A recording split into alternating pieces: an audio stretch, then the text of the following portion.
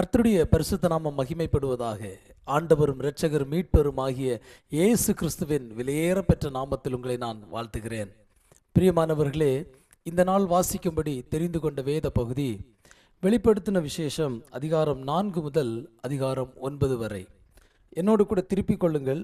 வெளிப்படுத்தின விசேஷம் அதிகாரம் 4. இவைகளுக்கு பின்பு இதோ பரலோகத்தில் திறக்கப்பட்டிருந்த ஒரு வாசலை கண்டேன். முன்னே எக்கால சத்தம் போல என்னுடனே பேச நான் கேட்டிருந்த சத்தமானது, இங்கே ஏறி வா, இவைகளுக்கு பின்பு சம்பவிக்க வேண்டியவைகளை உமக்கு காண்பிப்பேன் என்று விளம்பினது. உடனே ஆவிக்குள்ளானேன். அப்பொழுது இதோ வானத்திலிருந்து ஒரு சிங்காசனம் வைக்கப்பட்டிருந்தது. அந்த சிங்காசனத்தின் மேல் ஒருவர் வீற்றிருந்தவர் பார்வைக்கு வச்சிரக்கல்லுக்கும் பதும ராகத்துக்கும் ஒப்பாயிருந்தார். அந்த சிங்காசனத்தை சுற்றி ஒரு வானவில் இருந்தது. அது பார்வைக்கு மரகதம் போல் தோன்றிற்று. அந்த சிங்காசனத்தை சூழ 24 சிங்காசனங்கள் இருந்தன. 24 மூப்பர்கள் வெண்வஸ்திரம் தரித்து தங்கள் சிரசுகளில் பொன்முடி சூடி அந்த சிங்காசனங்களின் மேல் உட்கார்ந்திருக்க கண்டேன். அந்த சிங்காசனத்திலிருந்து மின்னல்களும் இடி முழக்கங்களும் சத்தங்களும் புறப்பட்டன. தேவனுடைய 7 ஆவிகளாகிய 7 அக்கினி தீபங்கள் சிங்காசனத்திற்கு முன்பாக எரிந்து கொண்டிருந்தன. அந்த சிங்காசனத்திற்கு முன்பாக பளிங்கு கொப்பான கண்ணாடி கடல் இருந்தது. அந்த சிங்காசனத்தின் மத்தியிலும் அந்த சிங்காசனத்தை சுற்றிலும் 4 ஜீவன்கள் இருந்தன. அவைகள் முற்புறத்திலும் பின்புறத்திலும் கண்களால் நிறைந்திருந்தன. முதலாம் ஜீவன் சிங்கத்திற்கொப்பாகவும், 2ஆம் ஜீவன் காளைக்கொப்பாகவும், 3ஆம் ஜீவன் மனுஷ முகம் போன்ற முகமுள்ளதாகவும், 4ஆம் ஜீவன் பறக்கிற கழுகுக்கு ஒப்பாகவும் இருந்தன. அந்த 4 ஜீவன்களிலும் ஒவ்வொன்று அவ்வாறு சிறகுள்ளவைகளும் சுற்றிலும் உள்ளேயும் கண்களால் நிறைந்தவைகளுமாய் இருந்தன. அவைகள் இருந்தவரும் இருக்கிறவரும் வருகிறவருமாகிய சர்வ வல்லமையுள்ள தேவனாகிய கர்த்தர் பரிசுத்தர் பரிசுத்தர் பரிசுத்தர் என்று இரவும் பகலும் ஓய்வில்லாமல் சொல்லிக் கொண்டிருந்தன. மேலும் சிங்காசனத்தின் மேல் வீற்றிருந்த சதா காலங்களிலும் உயிரோடு இருக்கிறவருக்கு அந்த ஜீவன்கள் மகிமையையும் கனத்தையும் ஸ்தோத்திரத்தையும் செலுத்தும்போது 24 மூப்பர்களும் சிங்காசனத்தின் மேல் வீற்றிருக்கிறவருக்கு முன்பாக வணக்கமாய் விழுந்து சதா காலங்களிலும் உயிரோடு இருக்கிறவரை தொழுது கொண்டு தங்கள் கிரீடங்களை சிங்காசனத்திற்கு முன்பாக வைத்து, கர்த்தாவே, தேவரீர் மகிமையையும் கனத்தையும் வல்லமையையும் பெற்றுக்கொள்கிறதற்கு பாத்திரராயிருக்கிறீர். நீரே சகலத்தையும் சிருஷ்டித்தீர்.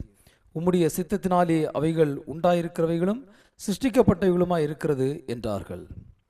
அதிகாரம் 5. அன்றியும் உள்ளும் புறம்பும் எழுதப்பட்டு 7 முத்திரைகளால் முத்திரிக்கப்பட்டிருந்த ஒரு புஸ்தகத்தை சிங்காசனத்தின் மேல் வீற்றிருக்கிறவருடைய வலது கரத்தில் கண்டேன். புஸ்தகத்தை திறக்கவும் அதன் முத்திரைகளை உடைக்கவும் பாத்திரவான் யார் என்று மிகுந்த சத்தமிட்டு கூறுகிற பலமுள்ள ஒரு தூதனையும் கண்டேன். வானத்திலாவது பூமியிலாவது பூமியின் கீழாவது ஒருவனும் அந்த புஸ்தகத்தை திறக்கவும் அதை பார்க்கவும் கூடாதிருந்தது. ஒருவரும் அந்த புஸ்தகத்தை திறந்து வாசிக்கவும் அதை பார்க்கவும் பாத்திரவானாக காணப்படாததினால் நான் மிகவும் அழுதேன்.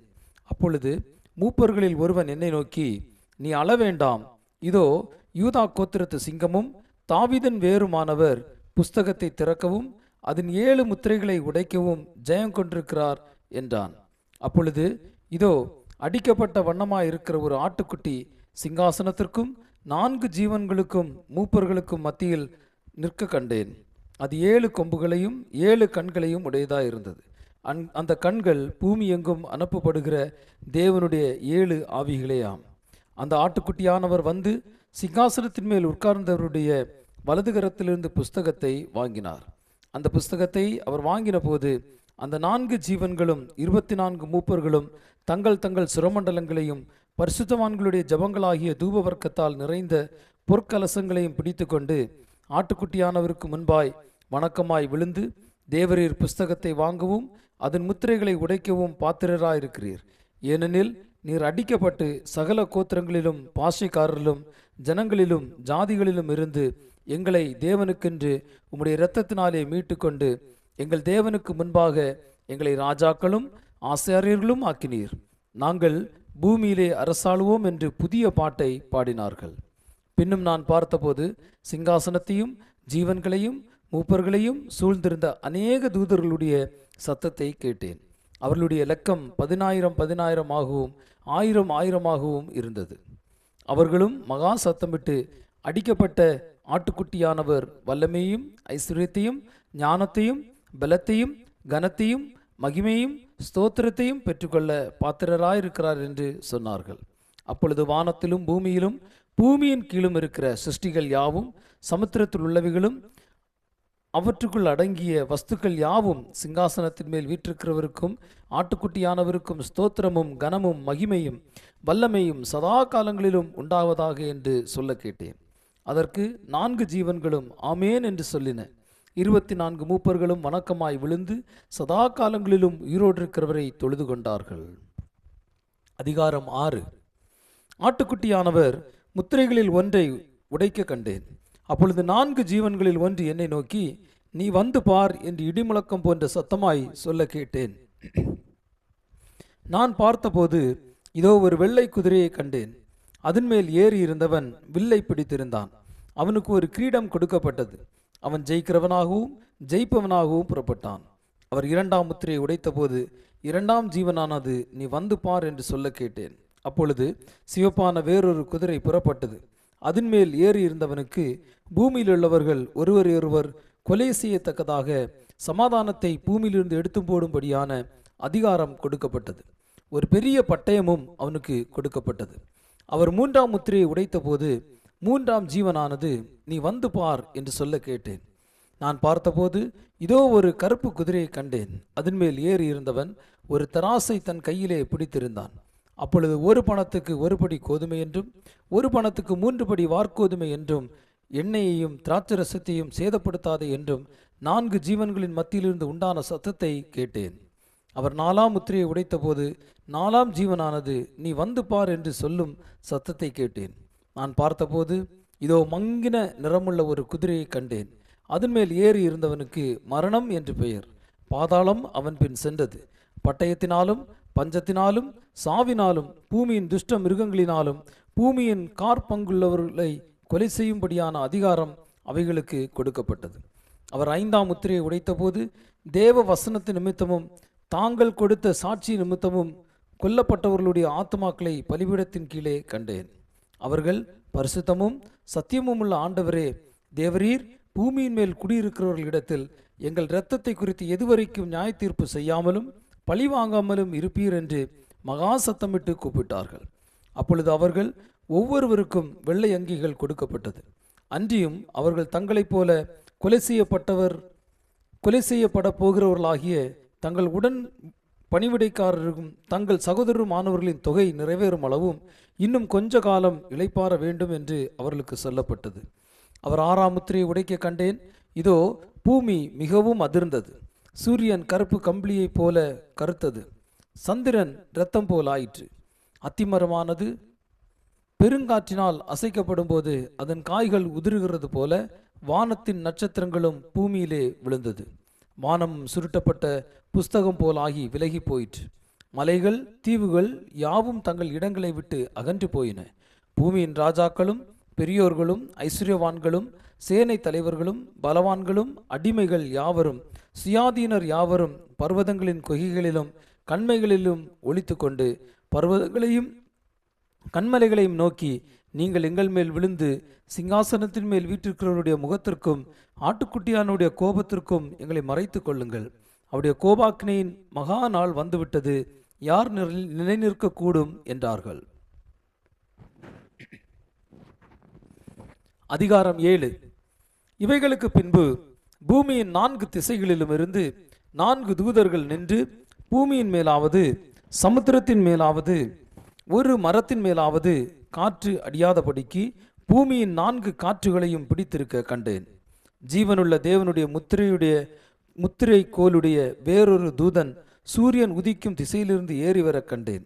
அவன் பூமியையும் சமுத்திரத்தையும் சேதப்படுத்துகிறதற்கு அதிகாரம் பெற்ற அந்த 4 தூதரையும் நோக்கி, நாம் நமது தேவனுடைய ஊழியக்காரரின் நெற்றிகளில் முத்திரை போட்டு தீர்மளவும் பூமியையும் சமுத்திரத்தையும் மரங்களையும் சேதப்படுத்தாதிருங்கள் என்று மகா சத்தமிட்டு கூப்பிட்டான். முத்திரை போடப்பட்டவர்களின் தொகையை சொல்ல கேட்டேன். இஸ்ரவேல் புத்திரருடைய சகல கோத்திரங்களிலும் முத்திரை போடப்பட்டவர்கள் 144,000 பேர்.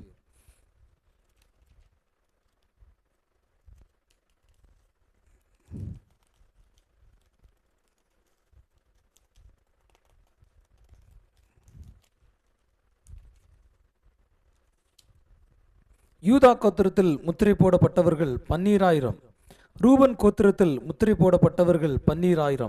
காத் கோத்திரத்தில் முத்திரை போடப்பட்டவர்கள் 12000. ஆசேர் கோத்திரத்தில் முத்திரை போடப்பட்டவர்கள் 12000. நப்தலி கோத்திரத்தில் முத்திரை போடப்பட்டவர்கள் 12000.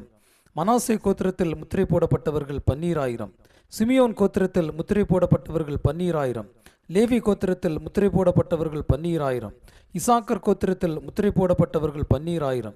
செபுலோன் கோத்திரத்தில் முத்திரை போடப்பட்டவர்கள் 12000. யோசேப்பு கோத்திரத்தில் முத்திரை போடப்பட்டவர்கள் 12000. பென்யமின் கோத்திரத்தில் முத்திரை போடப்பட்டவர்கள் 12000. இவைகளுக்கு பின்பு நான் பார்த்தபோது, இதோ சகல ஜாதிகளிலும் கோத்திரங்களிலும் ஜனங்களிலும் பாஷைக்காரிலும் இருந்து வந்ததும் ஒருவனும் எண்ணக்கூடாததுமான திரளான கூட்டமாகிய ஜனங்கள் வெள்ளை அங்கிகளை தரித்து தங்கள் கைகளில் குருத்தோலைகளை பிடித்து சிங்காசனத்திற்கு முன்பாகவும் ஆட்டுக்குட்டியானவருக்கு முன்பாகவும் நிற்க கண்டேன். அவர்கள் மகா சத்தமிட்டு, இரட்சிப்பின் மகிமை சிங்காசனத்தின் மேல் வீற்றிருக்கிற எங்கள் தேவனுக்கும் ஆட்டுக்குட்டியானவருக்கும் உண்டாவதாக என்று ஆர்ப்பரித்தார்கள். தூதர்கள் யாவரும் சிங்காசனத்தையும் மூப்பர்களையும் 4 ஜீவங்களையும் சூழ நின்று சிங்காசனத்திற்கு முன்பாக முகங்குப்புற விழுந்து தேவனை தொழுது கொண்டு, ஆமேன், எங்கள் தேவனுக்கு துதியும் மகிமையும் ஞானமும் ஸ்தோத்திரமும் கனமும் வல்லமையும் பலனும் சதா காலங்களிலும் உண்டாவதாக, ஆமேன் என்றார்கள். அப்பொழுது மூப்பர்களில் ஒருவன் என்னை நோக்கி, வெள்ளை அங்கிகளை தரித்திருக்கிற இவர்கள் யார்? எங்கே இருந்து வந்தார்கள் என்று கேட்டான். அதற்கு நான், ஆண்டவனே, அது உமக்கே தெரியும் என்றேன். அப்பொழுது அவன், இவர்கள் மிகுந்த உபத்திரவத்திலிருந்து வந்தவர்கள். இவர்கள் தங்கள் அங்கிகளை ஆட்டுக்குட்டியானுடைய இரத்தத்திலே தோய்த்து வெளுத்தவர்கள்.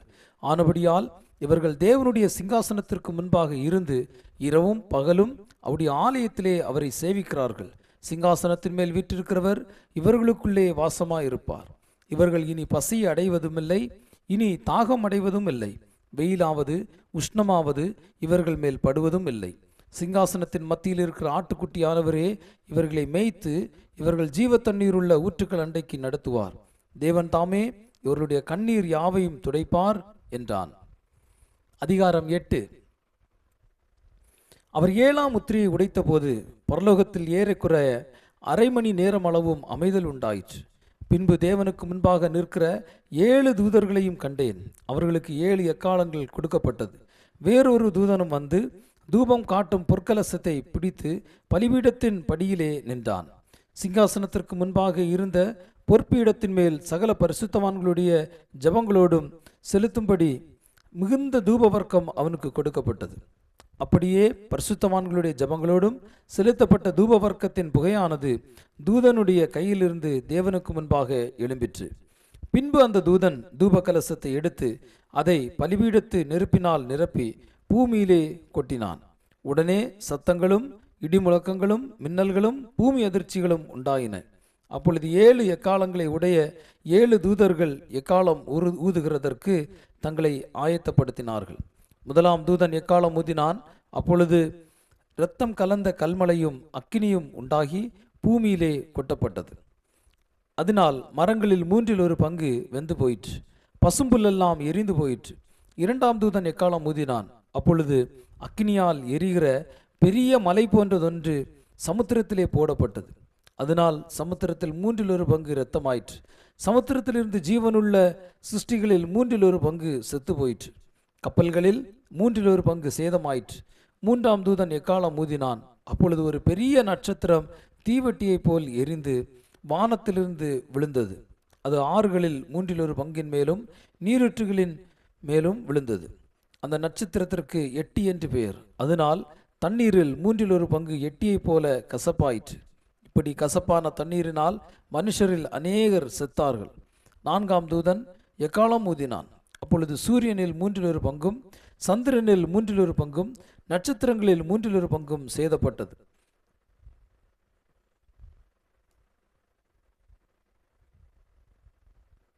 அவற்றில் 1/3 பங்கு இருளடைந்தது. பகலிலும் 1/3 பங்கு பிரகாசமில்லாமற் போயிற்று. இரவிலும் அப்படியே ஆயிற்று. பின்பு ஒரு தூதன் வானத்தின் மத்தியிலே பறந்து வர கண்டேன். அவன் மகா சத்தமிட்டு, இனி எக்காலம் ஊதப்போகிற மற்ற 3 தூதருடைய எக்கால சத்தங்களிலும் பூமியில் குடியிருக்கிறவர்களுக்கு ஐயோ ஐயோ ஐயோ என்று சொல்ல கேட்டேன். அதிகாரம் 9.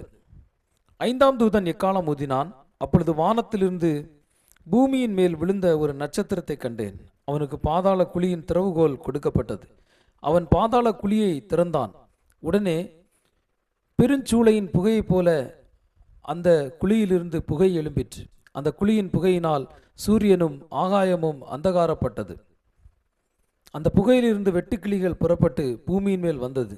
அவைகளுக்கு பூமியில் உள்ள தேள்களின் வல்லமைக்குப்பான வல்லமை கொடுக்கப்பட்டது.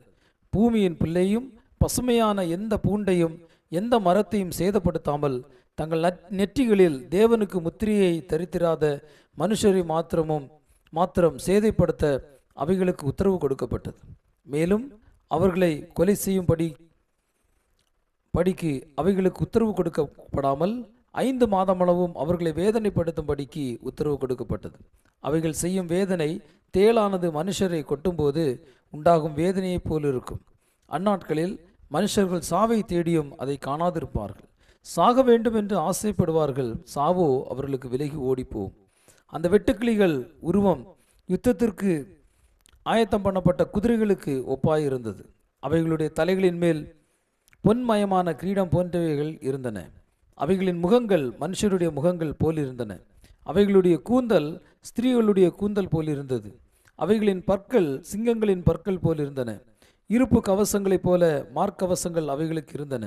அவைகளுடைய சிறகுகளின் இரைச்சல் யுத்தத்திற்கு ஓடுகிற அநேகம் குதிரைகள் பூண்ட இரதங்களின் இரைச்சலுக்கு ஒப்பாயிருந்தன. அவைகளின் தேள்கள் வாள்களுக்கு ஒப்பான வாள்களையும் அந்த வாள்களில் கொடுக்குகளையும் உடையவைகளாயிருந்தன. அவைகள் 5 மாதமளவும் மனுஷரை சேதப்படுத்துவதற்கு அதிகாரம் உடையவைகளாயிருந்தன. அவைகளுக்கு ஒரு ராஜன் உண்டு. அவன் பாதாளத்தின் தூதன். எபிரேயு பாஷையிலே அபெத்தோன் என்றும் கிரேக்கு பாஷையிலே அப்பொல்லியோன் என்றும் அவனுக்கு பெயர். முதலாம் ஆபத்து கடந்து போயிற்று. இவைகளுக்கு பின்பு இன்னும் 2 ஆபத்துகள் இதோ வருகிறது. 6ஆம் தூதன் எக்காலம் ஊதினான். அப்பொழுது தேவனுக்கு முன்பாக இருந்த பொற்பீடத்தின் 4 கொம்புகளிலும் இருந்து ஒரு சத்தம் தோன்றி எக்காலத்தை பிடித்திருந்த 6ஆம் தூதனை நோக்கி, ஐப்ராத் என்னும் பெரிய நதி அண்டையிலே கட்டப்பட்டிருக்கிற 4 தூதர்களையும் அவிழ்த்துவிடு என்று சொல்ல கேட்டேன். அப்பொழுது மனுஷரில் 3 பங்கை கொல்லும்படிக்கு 1 மணி நேரத்திற்கும் 1 நாளுக்கும் 1 மாதத்திற்கும் 1 வருஷத்திற்கும் ஆயத்தமாக்கப்பட்டிருந்த அந்த 4 தூதர்களும் அவிழ்த்து விடப்பட்டார்கள். குதிரை சேனைகளாகிய இராணுவங்களின் தொகை 20 கோடியாய் இருந்தது. அவைகளின் தொகை சொல்ல கேட்டேன். குதிரைகளையும் அவைகளின் மேல் ஏறி இருந்தவர்களையும் நான் தரிசனத்தில் கண்ட விதமாவது, அவர்கள் அக்கினி நிறமும் நீல நிறமும் கந்தக நிறமும் மார்க்க வசங்களை உடையவர்களாய் இருந்தார்கள். குதிரைகளுடைய தலைகள் சிங்கங்களின் தலைகளைப் போல் இருந்தன. அவைகளுடைய வாய்களில் இருந்து அக்கினியும் புகையும் கந்தகமும் புறப்பட்டன. அவைகளுடைய வாய்களில் இருந்து புறப்பட்ட அக்கினி, புகை, கந்தகம் என்னும் இம்மூன்றினாலும் மனுஷரில் 3 பங்கு கொல்லப்பட்டார்கள். இந்த குதிரைகளின் வல்லமை அவைகளுடைய வாள்களிலேயும் இருக்கிறது. அவைகளுடைய வாள்கள் பாம்புகளுக்கு ஒப்பானவைகளாயும் தலைகள் உள்ளவைகளுமாய் இருக்கிறது. அவைகளாலே சேதப்படுத்துகிறது. அப்படி இருந்தும் அந்த வாதைகளால் கொல்லப்படாத மற்ற மனுஷர்கள் பேய்களையும் பொன் வெள்ளி செம்பு கல் மரம் என்பவைகளால் செய்யப்பட்டவைகளையும் காணவும் கேட்கவும் நடக்கவும் மாட்டாதவைகளுமாய் இருக்கிற விக்கிரகங்களையும் வணங்காதபடிக்கு தங்கள் கைகளின் கிரியைகளை விட்டு மனம் திரும்பவும் இல்லை. தங்கள் கொலை பாதகங்களையும் தங்கள் சூனியங்களையும் தங்கள் வேசித்தனங்களையும் தங்கள் களவுகளையும் விட்டு மனம் திரும்பவும் இல்லை. பிரியமானவர்களே, இத்துடன் இந்த நாள் வாசிக்க வேண்டிய வேத பகுதி வாசித்து நிறைவடைந்து விட்டது. மீண்டும் உங்களை அடுத்த நிகழ்ச்சி நான் சந்திக்கிறேன். சந்திக்கும் வரை தேவனுடைய கிருபை உங்கள் அனைவரோடு கூட இருப்பதாக. God bless you.